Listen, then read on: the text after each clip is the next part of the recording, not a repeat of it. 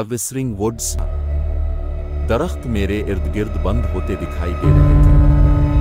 उनकी शाखें कुनकाल की उंगलियों की तरह मेरे सर के ऊपर उलझ रही थी और मैं इस एहसास को झटक नहीं सकता था कि मुझे देखा जा रहा है।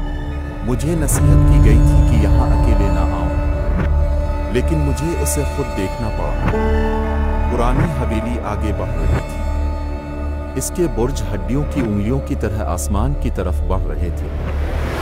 जैसे ही मैं करीब पहुंचा, मेरी रीढ़ की हड्डी में सर्दी की लहर आई।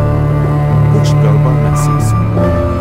खिड़कियां ऊपर चढ़ी हुई थी और दरवाजा दीवार पर टेढ़ा लटका हुआ था। मैंने दरवाजा खोला और अंदर दाखिल हुआ। धूल और बदबू से भरी थी। मकड़ी के जाले फानुस से चिपके हुए थे और दीवारें एक बीमार पीले रंग के वॉलपेपर से बनी हुई थी जो टिमटिमाहट की रोशनी में मरोड़ रही थी।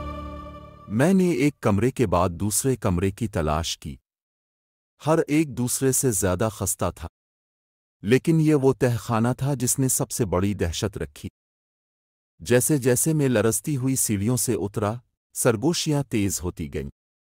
मैं अब अल्फाज बना सकता था, जब तक अब कर सकते हो बाहर निकल जाओ। अचानक रोशनियां चली गईं और मैं अंधेरे में डूब गया। मैंने अंधेरे में कदमों की गूंज सुनी, भारी और जानबूझकर। मैंने भागने की कोशिश की, लेकिन मेरे पांव इस जगह पर जुड़े हुए महसूस हुए। सरगोशियां तेज होती गईं और मैं जानता था कि मैं अकेला नहीं हूं। मेरे लिए कुछ आने वाला था। मैं जैसे ही दहशत में मुंजमद खड़ा था, कदम मेरे बिल्कुल पीछे रुक गए। मैं अपने ऊपर एक मौजूदगी को महसूस कर सकता था। इसकी ठंडी सांस मेरी गर्दन की पुश्त पर थी। अचानक एक धुंधली रोशनी जिंदगी में झिलमिलाती, तारीक तहखाने को रोशन कर रही थी। मैं रोशनी के मुंबाह की तरफ मुड़ गया। मेरा खून ठंडा हो गया। एक शक्ल मेरे सामने खड़ी थी। इसका चेहरा एक अजीब सी मुस्कुराहट में मुड़ गया। इसके मुंह से सरगोशियां आती दिखाई दे रही थीं। अल्फाज अब रोज रोशन की तरह वाज़े हैं। तुम्हें सुनना चाहिए था। अब तुम कभी नहीं छोड़ोगे। वो शक्ल करीब आने लगी। इसकी आंखें किसी दूसरी दुनिया की रोशनी से चमक रही थीं।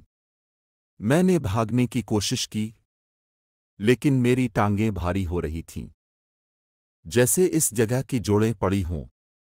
आदाद-ओ-शुमार ने एक हड्डी वाला हाथ बढ़ाकर मेरे चेहरे को छुआ और सब कुछ सियाह हो गया। जब मैं खुश में आया तो मैं अपने बिस्तर पर लेटा था, लेकिन जैसे ही मैंने अपने कमरे के अर्द-गिर्द देखा, मैंने महसूस किया कि कुछ बंद था। दीवारें बंद होती दिखाई दे रही थीं और साए मुझे देख रहे थे। और फिर मैंने एक बार फिर सरगोशियों को सुना, आप कभी नहीं बच पाएंगे। जंगल हमेशा इंतजार में रहते हैं। तब मैं जानता था कि मैं जंगल से अकेला वापस नहीं आया। अलिफ, कुछ तो था जो मैं जंगल से साथ लाया था, मगर क्या, मैं नहीं जानता था।